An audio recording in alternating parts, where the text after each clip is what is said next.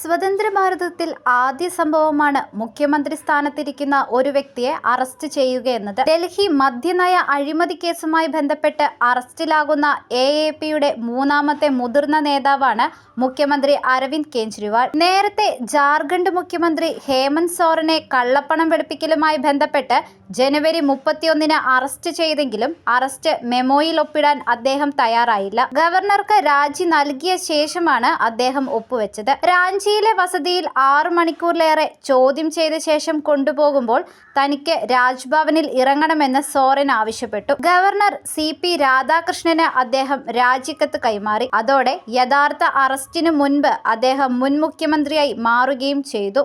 RJD നേതാവ് ലാലു പ്രസാദ് യാദവ്, അന്തരിച്ച മുൻ തമിഴ്നാട് മുഖ്യമന്ത്രി ജയലളിത, TDPയുടെ ചന്ദ്രബാബു നായിഡു, ഇന്ത്യൻ നാഷണൽ ലോക്ദളിന്റെ ഓം പ്രകാശ് ചൗട്ടാല എന്നിവരാണ് ഇതിനു മുമ്പ് അറസ്റ്റിലായ ചില മുൻ മുഖ്യമന്ത്രിമാർ. കേജ്രിവാളിന് അറസ്റ്റിൽ നിന്ന് സംരക്ഷണം നൽകാനാവില്ലെന്ന് ഡൽഹി ഹൈക്കോടതി വ്യക്തമാക്കിയതിന് പിന്നാലെയായിരുന്നു സെർച്ച് വാറന്റുമായി EDയുടെ പരിശോധന. വീടിന് പുറത്ത് വൻ പോലീസ് സന്നാഹത്തെ എത്തിച്ചുകൊണ്ടാണ് ED എത്തിയത്. ചോദ്യം ചെയ്യലിന് ഹാജരാകണമെന്ന് ആവശ്യപ്പെട്ടുകൊണ്ട് 9 സമൻസുകളാണ് ED ഇതുവരെ അരവിന്ദ് കെജ്രിവാളിന് അയച്ചത്. എന്നാൽ EDക്ക് മുന്നിൽ ഹാജരാകാൻ അദ്ദേഹം തയ്യാറായിരുന്നില്ല. ഞായറാഴ്ചയാണ് ED 9ാമത്തെ സമൻസ് അയച്ചത്.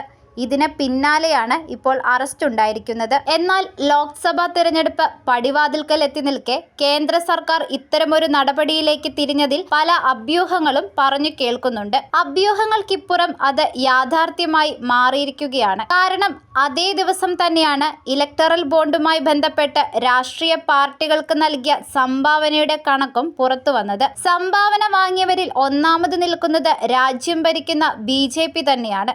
ഈ കണക്ക് തിരഞ്ഞെടുപ്പ് വേളയിൽ ചർച്ചയാകുന്നതിൽ നിന്നുള്ള ശ്രദ്ധ തിരിക്കാനാണ് തിടുക്കപ്പെട്ട് കേജ്രിവാളിന്റെ അറസ്റ്റ് ഉണ്ടായിരിക്കുന്നത്. BJPക്ക് ഏറ്റവും അധികം ഇലക്ട്രൽ ബോണ്ട് നൽകിയത് മേഘ എഞ്ചിനീയറിംഗ് ലിമിറ്റഡ് ആണ്. 600 കോടിയിലധികം തുകയാണ് ഇലക്ടറൽ ബോണ്ടിലൂടെ മേഘ എഞ്ചിനീയറിംഗ് BJPക്ക് നൽകിയത്. റിലയൻസുമായി ബന്ധമുണ്ടെന്ന് പറയുന്ന ക്വിക്ക് സപ്ലൈ ചെയിൻ BJPക്ക് 375 കോടിയും നൽകി. മറ്റൊരു രസകരമായ വസ്തുത, ഡൽഹി മദ്യനയ അഴിമതി കേസിൽ പ്രതിയായിരുന്ന P. ശരത് ചന്ദ്ര റെഡ്ഡിയുടെ അരബിന്ദോ ഫാർമ ലിമിറ്റഡ് BJPക്ക് ആകെ നൽകിയത് 34.5 കോടി രൂപയാണ്. ഇതിൽ 5 കോടി രൂപയുടെ ബോണ്ട് മദ്യനയ കേസിൽ 2022 നവംബർ 10-ന് ശരത് ചന്ദ്ര റെഡ്ഡിയെ അറസ്റ്റ് ചെയ്ത് 5 ദിവസത്തിനുള്ളിലാണ് കമ്പനി വാങ്ങിയത്. നവംബർ 21-ന് BJP അത് പണമാക്കി. പിന്നീട് കേസിൽ ശരത് ചന്ദ്ര റെഡ്ഡി മാപ്പ് സാക്ഷിയായതും ചരിത്രമാണ്. ഇതെല്ലാം കൂട്ടി വായിക്കുന്നത് ഇലക്ട്രൽ ബോണ്ട് കണക്ക് പുറത്തു വരുന്നത്